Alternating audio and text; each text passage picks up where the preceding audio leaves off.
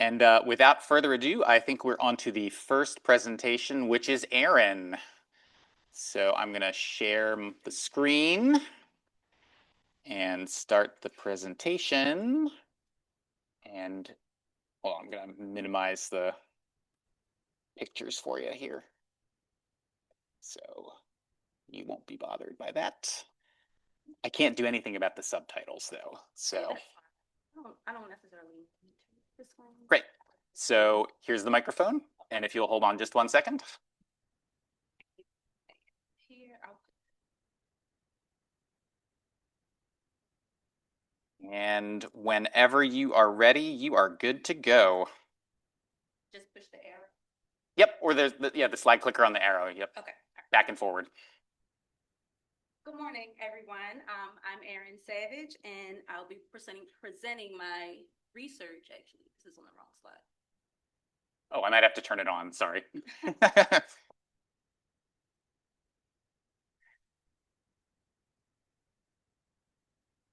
It's supposed to go. There we go. We weren't in the slides. We were still in Zoom. There you go. Okay. Go ahead. I'll start your timer over. Okay, great. All right, well, good morning again, everyone. My name is Erin Savage, and I'll be presenting my research, exploring Black women's experience of support, comparing the hairstyle relationship with the therapist-client relationship. Working as a hairstylist for the past 20 years, over 20 years actually, my chair is more than a place for hair. It's a place where people come and let their hair down. Pun intended. It's a safe space where conversation often, for example, why I noticed signs of hair loss. That led to a conversation about stress, and through that, the conversation became more the client became more aware of what she was experiencing, and even eventually, hairstylists often are in a unique position and notice changes, listen with care, and support clients beyond physical service. That experience helped inspire this study. Historically, salons have served as a safe space, culturally affirming community spaces for Black women. These spaces are not just about hair care, they are environments where women connect, share experiences, and support one another. Women often come into salon not just for service, but also for comfort, conversation, and connection. Emergent research is beginning to suggest that salons can be a resource for providing forms of emotional support, similar to counseling. Conversations that begin about hair often shift into discussions about stress, relationship, identity, and life experiences. This study is grounded in 3 theoretical perspectives. Carl Rogers' person-centered theory emphasizes empathy, genuineness, unconditional positive regard for healing relationships. Borden's Working Alliance focuses on the importance of bonds, sharing goals, and collaboration between 2 people for healing relationships. And then Dr. Mbili Shaka's psychotherapy, a model that conceptualizes that the salon is a therapeutic entry. The salon as a therapeutic entry for Black women, recognizing that these spaces are culturally grounded environments for emotional support. In 2023, the American Counseling Association reported that Black individuals are 20% experience significant mental health problems, yet only a quarter of them seek formal mental health care. There are several contributing factors to this, including mistrust of mental health systems,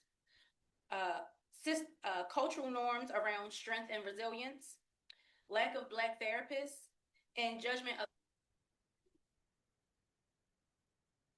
The purpose of this study was to examine the relationship between stylist and client and to compare that to the relationship of a therapist and client, specifically looking at 2 areas: the therapeutic alliance, which includes trust, collaboration, and support, and the relationship closeness, which reflects authenticity, and emotional connection. I had two hypotheses. The therapeutic alliance, is there a therapeutic alliance there in the relationship between between a hairstylist and a client, similar to the therapeutic alliance between a therapist and a client? And how close is the relationship? Is the relationship close, similar between the two? So we had two groups, a salon group of Black women who we recruited through flyers placed in local Black salons, and we had a therapist group who consisted of Black women we recruited through the University of Baltimore, who had experiences with therapy. We've used two scales, the Therapeutic Alliance scale and the Real Relationship Inventory, and they both had demonstrated strong reliability.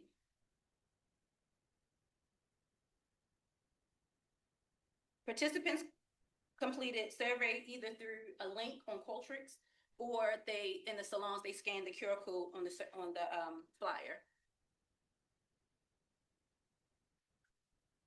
A Bayesian analysis indicated anecdotal support for the null, possibly due to a small sample size, but we can still say emotional openness and comfort and perceived understanding show similar levels across, suggesting that Black women experience comparable support in both salon and therapy settings. There was a significant finding for real relationship. Salon clients reported higher levels of authenticity, genuineness, and realness in their relationship with stylists. This suggests while both relationships are supportive, salon relationships may feel more natural, more comfortable, and more emotionally open. The comments through our qualitative section of the study. Comments like, I always feel uplifted when I leave. These responses show that the salon is not just a service space, it's also a space for emotional renewal. Themes from the therapist group: appreciation for cultural match therapists and therapists who know how to navigate cultural nuance. These responses highlight the importance of cultural understanding and feelings of safe and supported within therapy. So what does all this mean? Stylists foster bonds that mirror therapeutic alliance dynamics, and there is a strong relational connection present. At the same time, the higher relationship closeness score suggests that salons may provide space where Black women feel more comfortable being vulnerable.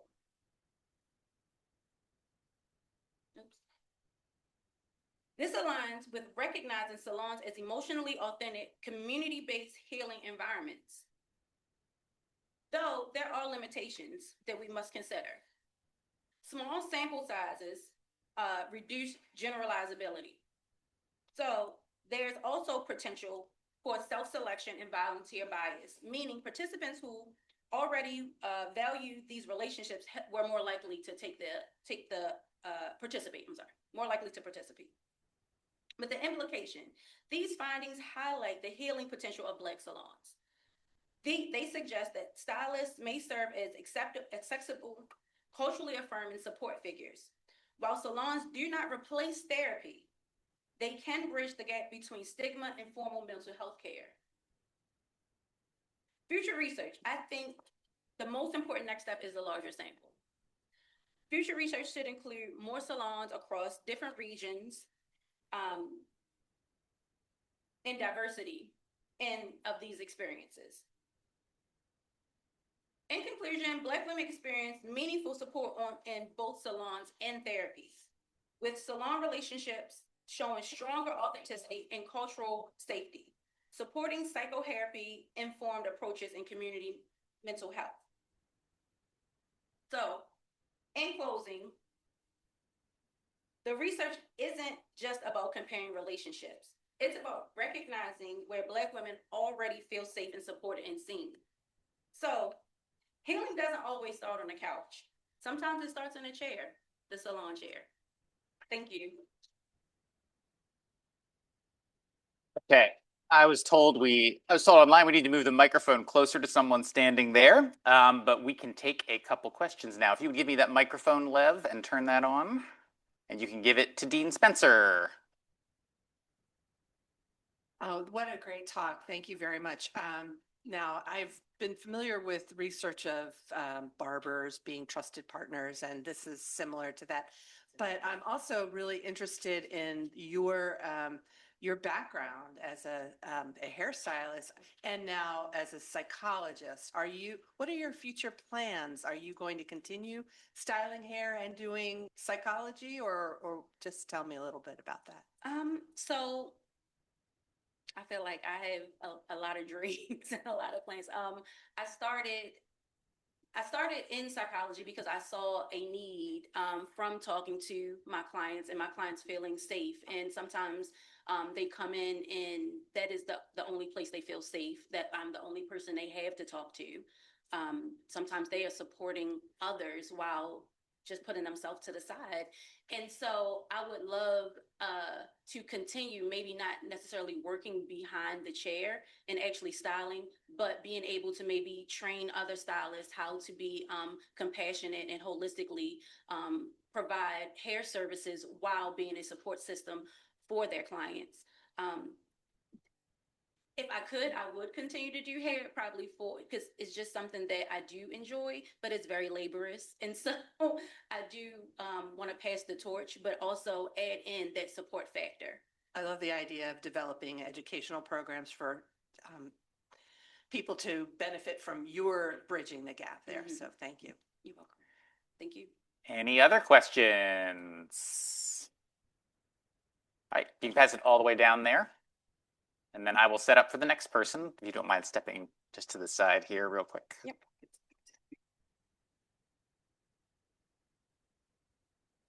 Hi, you shared your process and how you recruited participants for your research, but how did you actually recruit the stylists and the salons to participate in your research? So, I work in a salon suite.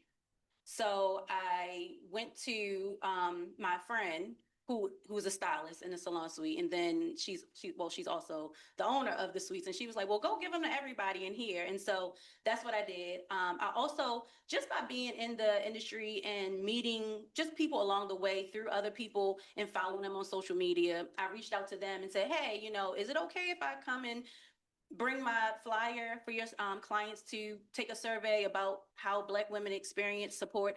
I didn't want to say we're doing I'm not experiment. We're doing research on, you know, Black women and hairstyles, because I wanted it to be as non-biased as possible. So I didn't want to give away too much information, but I just sent them like a DM, reached out to them like, "Is it okay if I come?" And they were very receptive. They were like, "Yes, come, hang it up, do what you got to do." And so everybody was open to me doing that, and it worked out. Right. Thank you. Woo! As I said before we got started today, I see all these presentations come in the day before, and I'd forgotten one was about hair, and so I'm so glad this was so fun.